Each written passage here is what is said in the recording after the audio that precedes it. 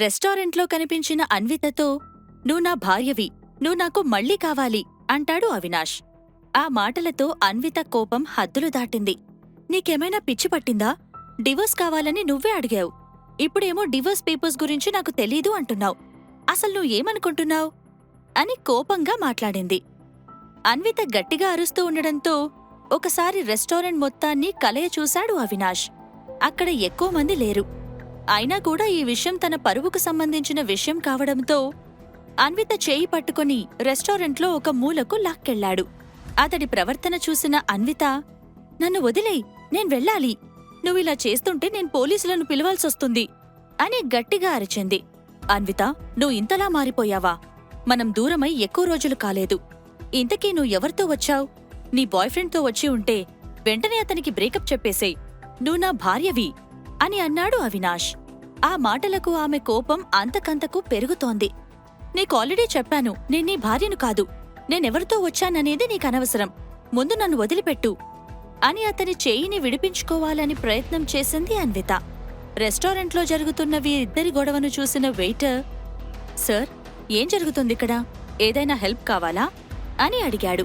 ఇది నీకు సంబంధం లేని విషయం. నేను నా భార్యతో మాట్లాడుతున్నాను. తను కొంచెం బాధల్లో ఉంది. నీ పని నువ్వు చూసుకుంటే మంచిది అని వార్నింగ్ టోన్లో చెప్పాడు అవినాష్. అతని మాటలకు వెయిటర్ ఏమి సమాధానం చెప్పలేకపోయాడు. ఎందుకంటే అవినాష్ రెగ్యులర్గా ఇదే రెస్టారెంట్కి వస్తుంటాడు. అందుకే ఏమీ చేయలేక అక్కడ్నుండి వెనక్కి వచ్చేశాడు. వెయిటర్ వెళ్ళిపోతుంటే, నన్ను కాపాడండి, నేనతని భార్యని కాదు. నన్ను చాలా ఇబ్బంది పెడుతున్నాడు. పోలీసులకు ఫోన్ చేయండి అని గట్టిగా అరిచింది అన్విత. ఆ మాటలు వినగానే అక్కడున్న వెయిటర్లందరూ ఒకరి మొహాలు ఒకరు చూసుకున్నారు. వాళ్లకేం చెయ్యాలో అర్థం కావడం లేదు. అంతలోనే అక్కడికి లాస్య వచ్చింది. అప్పటి వరకు తాము కూర్చున్న టేబుల్ దగ్గర అవినాష్ లేకపోయేసరికి వెతుకుతూ అక్కడికి వచ్చింది లాస్య. అక్కడ అవినాష్ అన్వితతో ఉండడంతో షాక్ అయిపోయింది. అన్విత చేతిని అవినాష్ పట్టుకోవడం లాస్యకు అస్సలు నచ్చలేదు. మనసులోనే అన్వితను ఎన్నో తిట్లు తిట్టుకుంది. అక్కా, నువ్వేంటిక్కడా అంటూ క్వశ్చన్ మార్క్ ఫేస్తో అన్విత అవినాష్లను చూసింది లాస్య. అవినాష్, అదిగో పెళ్లి కాకుండానే నీ వైఫ్ అంటూ చెప్పుకొని తిరిగే అమ్మాయి వచ్చింది. ఇక నా చెయ్యి వదులు అని అతని వైపు చూస్తూ అంది అన్విత. అయినా కూడా అవినాష్ ఆమె చేతిని వదల్లేదు. అలా అని ఆమెతో ఏమీ మాట్లాడలేదు. లాస్య రావడంతో ఏం మాట్లాడాలో అతనికి అర్థం కాలేదు. ఇటువైపు లాస్య అన్విత చేయిని అవినాష్ ఎప్పుడు వదులుతాడా అని చూస్తూ ఉంది. అంతలో, మర్యాదగా నన్ను వదిలే అవినాష్. లాస్య, నువ్వైనా చెప్పు, లేదంటే నేను పోలీస్ కంప్లైంట్ ఇవ్వాల్సొస్తుంది అని చాలా కాన్ఫిడెంట్గా చెప్పింది అన్విత. ఆ మాటలకు అవినాష్ని చూస్తూ ఉన్న లాస్య ఒక్క మాట కూడా అండం లేదు. ఎందుకంటే అవినాష్ ముందు మేకప్ చెరిగిపోయి తన ఒరిజినల్ మొహం బయటపడ్డ తర్వాత అతనికి ఆమె మీద ఇంట్రెస్ట్ పూర్తిగా తగ్గిపోయింది. అవినాష్ బిహేవియర్ లాస్యకు అర్థమవుతూనే ఉంది. ఇలాంటి టైంలో ఏమైనా అంటే తనకే ప్రాబ్లం అవుతుందని ఆమెకు తెలుసు. అందుకే అతడు అన్విత చేయి పట్టుకున్నా కూడా ఏమీ అనకుండా, అక్కా, నువ్వు అవినాష్ని అపార్థం చేసుకుంటున్నావు. నువ్వు తన నుండి విడిపోయినా కూడా నీ పరిస్థితి ఎలా ఉందో తెలుసుకోవడానికి అవినాష్ ట్రై చేస్తున్నాడు, అంతే అని అవినాష్ వైపు పాజిటివ్గా మాట్లాడింది లాస్య. అప్పుడే అన్విత చేతిని వదిలేసి రెస్టారెంట్ బయటకు వెళ్లిపోయాడు అవినాష్. అతడలా వెళ్లిపోగానే అప్పటిదాకా దాచుకున్న కోపాన్ని లాస్య బయటపెడుతూ, అన్విత, అసలు నువ్వేం చేస్తున్నావు? నువ్వు ఆల్రెడీ డివోర్స్ పేపర్స్ మీద సంతకం పెట్టావు. నువ్వు ఎన్ని ప్లాన్లు వేసినా అవినాష్ మళ్లీ దగ్గరికి రాడు. నువ్వంటే అవినాష్కి అస్సలిష్టం లేదు. అనవసరంగా అతని వెనక తిరిగి నీ ఎనర్జీ వేస్ట్ చేసుకోకు అని అంది. అవినాష్ వెనకాల తిరగాల్సిన అవసరం నాకేముంది? వాడేదో పెద్ద హీరో అని నువ్వు ఫీల్ అయిపోతున్నావేమో, నేననుకోవట్లేదు అని లాస్యకు కౌంటర్ ఇచ్చింది అన్విత. నువ్వు అబద్ధం చెప్తున్నావు. నువ్వు ఇక్కడికి ప్లాన్ చేసుకుని వచ్చావు. ఇంతకు ముందు అవినాష్తో ఉన్నప్పుడు నీకు సకల సౌకర్యాలు ఉండేవి. ఇప్పుడు డివోర్స్ తీసుకున్నాక అవన్నీ నీ దగ్గర లేవు. ఇంత కాస్ట్లీ రెస్టారెంట్కి నువ్వు వచ్చావంటేనే అర్థమవుతుంది నువ్వు అవినాష్ని నీ వైపు తిప్పుకోవాలని ప్రయత్నిస్తున్నావని. నాకు తెలిసి నువ్వు ఈ రెస్టారెంట్కి ఇంతకు ముందు ఎప్పుడూ వచ్చి ఉండవు. నేను అవినాష్ మాత్రమే ఇక్కడికి చాలాసార్లు వచ్చాం అని అంది లాస్య. పైకి అలా అంది కాని అన్విత ఇప్పుడు చాలా అందంగా కనిపించడంతో లాస్యకు లోలోపల ఏదో తెలియని టెన్షన్ మొదలైపోతోంది. ఇక లాస్య మాటలకు ఇరిటేట్ అయిన అన్విత, నీకింకోసారి చెప్తున్నా, అనవసరంగా నన్ను విసిగించకు. ఎప్పుడైతే ప్రెగ్నెంట్ అయిన నిన్ను తీసుకొచ్చి నా ముందు నిలబెట్టాడో ఆ రోజే నా గుండె పగిలిపోయింది. ఇప్పుడతని గురించి నేనస్సలు ఆలోచించడమే లేదు. ఇక వెళ్ళు, ఆ ప్లాన్లేవో నువ్వు వేసుకో అని వార్నింగ్ టోన్లో చెప్పింది. నువ్వు చాలా ఎక్కువ మాట్లాడుతున్నావన్విత. నాకు కోపమొస్తే ఏం చేస్తానో నాకే తెలీదు అంటూ లాస్య రెచ్చిపోతుంటే అప్పుడే బాత్రూంలో నుంచి బయటకు వచ్చిన ప్రియా గొడవ పడుతున్న లాస్య అన్వితలను చూసి, ఏం చేస్తున్నావు నువ్వు? అన్విత మీదకి ఎగురుతున్నావేంటి? మూసుకుని బయటకు పో అని అంది. ప్రియా మాటలకు పళ్ళు కొరుకుతూ, ప్రియా, అనవసరంగా నువ్వు దీనిలో ఇన్వాల్వ్ అవ్వకు. ఇది మా ఫ్యామిలీ విషయం అని అంది లాస్య. ఫ్యామిలీనా? బాగుంది. అక్కను మోసం చేసి బావను ఫ్లర్ట్ చేసి కులుకుతున్న నువ్వు ఫ్యామిలీ గురించి మాట్లాడుతున్నావు అని అంది ప్రియా. అదంతా నీకనవసరం. నువ్వు సైలెంట్గా ఉంటే బావుంటుంది అని లాస్య అనడంతో, నీలాంటి చీడపురుగులు మాట్లాడుతుంటే కూడా సైలెంట్గా ఉండాలా? నువ్వొక చీడపురుగు, వాడొక పేడపురుగు. ఇద్దరూ కలిసి చెక్కభజన చేసుకోండి, పోండి అని కేర్లెస్గా అంది ప్రియా. ఆ మాటలకు అన్వితకు నవ్వొచ్చింది. చిన్నగా తనలో తాను నవ్వుకుంది. అది చూసిన లాస్య అవమానంగా ఫీలయ్యింది. కోపంలో ఏదో అనబోయింది కాని ఈలోగా, పద అన్విత, మార్నింగ్ మార్నింగ్ మూడాఫ్ చేసుకోవడమెందుకు అంటూ అన్వితను తీసుకుని రెస్టారెంట్ బయటకు వెళ్లిపోయింది ప్రియా. అక్కడ అవినాష్, అతని కార్ కూడా కనిపించకపోవడంతో అవినాష్ వెళ్లిపోయాడని అర్థం చేసుకున్న ప్రియా సక్సెస్ అనుకుంటూ చిన్నగా నవ్వుకుంది. రెస్టారెంట్ బయటకు రాగానే, సారీ ప్రియా, ప్రతిసారి నిన్ను ఇబ్బంది పెడుతున్నాను. నువ్వేదో మంచి ఫుడ్ తిందామని రెస్టారెంట్కి తీసుకొచ్చావు, కానీ ఇక్కడ రచ్చ అయిపోయింది. ఇంకెప్పుడైనా మళ్ళీ ఇక్కడికొద్దాం అని అంది అన్విత. ఆ మాటలకు చిన్నగా నవ్విన ప్రియా, లాస్యా, అవినాష్ ఇక్కడికి వస్తాడని తెలిసిన తర్వాతే కదా నేను నిన్నిక్కడికి తీసుకొచ్చింది అని అంది.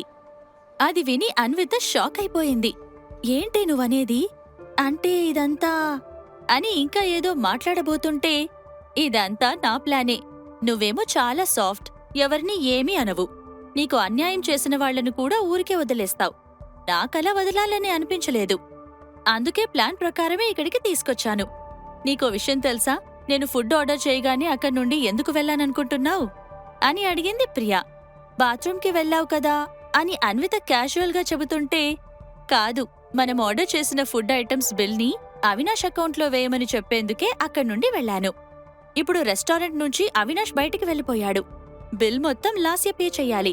నీకు తెలుసు కదా, దాని దగ్గర అన్ని డబ్బులుండవు. ఇప్పుడు దాని పరిస్థితి ఎలా ఉందో అంటూ నవ్వింది ప్రియా. అమ్మో, ఎంత పెద్ద ప్లాన్ వేశావే! అందుకే అన్ని ఫుడ్ ఐటమ్స్ ఆర్డర్ చేశావా అని ఆశ్చర్యపోతూ అడిగింది అన్విత. అవునన్నట్టుగా నవ్వింది ప్రియా. ఇటువైపు రెస్టారెంట్లో ఉన్న లాస్య దగ్గరకు వచ్చిన వెయిటర్, మేడం బిల్ అంటూ ఆమె చేతికి అందించాడు. ఆల్రెడీ కోపంలో ఉన్న లాస్య బిల్ వైపు చూడకుండానే ఎంత అని అడిగింది. 2,20,000 రూపాయలు అని వెయిటర్ చెప్పగానే, వాట్, 2 లక్షలా? మేం జస్ట్ బ్రేక్ఫాస్ట్ చేశామంతే కదా, బిల్ ఇంతలా ఎందుకయింది? మీరు కస్టమర్స్ని ఇంతలా మోసం చేస్తున్నారా అని కోపం తెచ్చుకుంది లాస్య. మేడం, మీరు పొరపాటు పడుతున్నారు. మా రెస్టారెంట్ ఓపెన్ అయ్యి 8 ఇయర్స్ అవుతోంది. అప్పటి నుండి ఇప్పటి వరకు ఫుడ్ ఐటమ్స్ రేట్స్ కొంచెం కూడా పెరగలేదు. అయినా ఈ బిల్ ఇంతలా కావడానికి కారణం ఆ ఇద్దరు లేడీస్. వాళ్ళు చాలా ఫుడ్ ఆర్డర్ చేశారు. ఇప్పటి వరకు మీతో వాదించారు చూసారా, వాళ్లే అని చెప్పాడు వెయిటర్. వెయిటర్ మాటలతో లాస్యకు పిచ్చి కోపమొచ్చింది. మీకేమైనా పిచ్చి పట్టిందా? వాళ్ళు తిన్నదానికి నేనెందుకు బిల్ కట్టాలి అని అడిగింది లాస్య. అదేంటి మేడం, ఆ ఇద్దరిలో ఒక అమ్మాయి అవినాష్ గారి భార్య కదా. మామూలుగా అయితే బిల్ మొత్తం ఆయనే కట్టాలి. కాని ఇప్పుడు ఆయన బయటికి వెళ్ళిపోయారు. ఆయన అసిస్టెంట్ అయిన మీరు మాత్రమే మిగిలారు. అందుకే మేం మిమ్మల్ని అడుగుతున్నాం అని అన్నాడు వెయిటర్. లాస్యకు విపరీతమైన చిరాకు వచ్చింది. అన్వితను అవినాష్ భార్య అండం, తనను అవినాష్ అసిస్టెంట్ అండం ఆమెకు నచ్చలేదు. దెబ్బ మీద దెబ్బ తనకు తగులుతుండటంతో తన మనసంతా ప్రతీకారంతో రగిలిపోయింది. వెయిటర్ మీద అరిచి ఎలాంటి లాభం లేదనుకొని వెంటనే కార్డ్ స్వైప్ చేసి బిల్ పే చేసింది. ఆ తర్వాత తన తల్లికి కాల్ చేసింది. మమ్మీ, నువ్వు ఎప్పుడొస్తున్నావ్ అని అడిగింది. అటువైపు నుంచి సమాధానం రాకపోవడంతోనే కాల్ కట్ చేసి రెస్టారెంట్లోంచి బయటికి వచ్చింది లాస్య. అన్వితను హోటల్ రూమ్ దగ్గర దించేసి ఇంటికి వెళ్ళిపోయింది ప్రియా. రూంలోకి రాగానే అన్వితకు షాడో నుండి కాల్ వచ్చింది.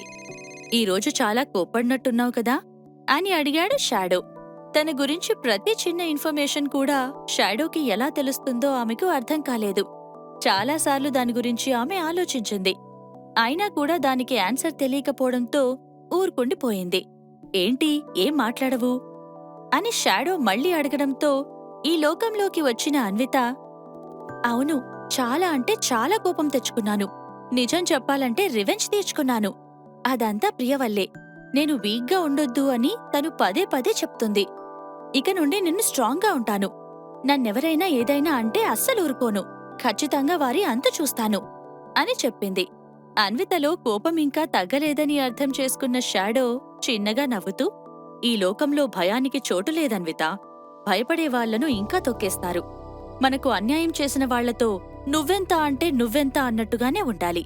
సొసైటీ అలా తయారైంది. ఒకవేళ నువ్విలా లేవనుకో, నీకు లైఫ్ ఉండదు అని మోటివేషన్ క్లాస్ తీసుకున్నాడు. అవునన్నట్లుగా సమాధానమిచ్చిన అన్విత, ఈరోజు నీకోసం బిర్యానీ చేయనా? నేను బిర్యానీ చాలా బాగా చేస్తాను అంటూ టాపిక్ మార్చేసింది. ప్రతిసారీ అవినాష్ లాస్యల గురించి మాట్లాడ్డం ఆమెకు అస్సలిష్టం లేదు. బిర్యానీయా? అమ్మో, లావైపోతాను అని షాడో అండంతో, ఏం పర్లేదులే, భరించేది నేనే కదా అని కవ్వించింది అన్విత.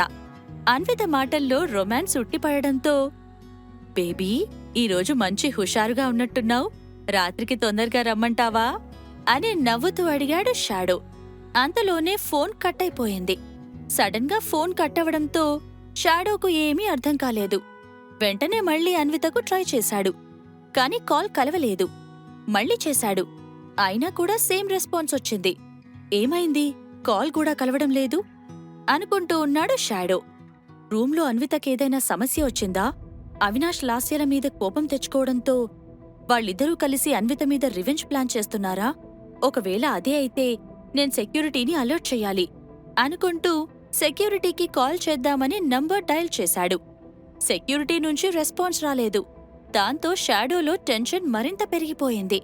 అన్వితకు అపాయం జరుగుతుందేమోనన్న ఆలోచన అంతకంతకు పెరిగిపోయింది. ఇప్పుడేం జరగనుంది? అసలు అన్విత కాల్ ఎందుకు కట్ అయిపోయింది? షాడో అనుకున్నట్లుగానే అవినాష్ లాస్యలు అన్విత మీద రివెంజ్ ప్లాన్ చేస్తున్నారా? ఈ ప్రశ్నలకు సమాధానాలు తెలుసుకోవాలంటే నెక్స్ట్ ఎపిసోడ్ వినాల్సిందే. క్రింద ఇచ్చిన లింక్ ని క్లిక్ చేసి పాకెట్ ఎఫ్ఎం యాప్ ని ఇన్స్టాల్ చేసుకోండి. Stay tune to pocket FM.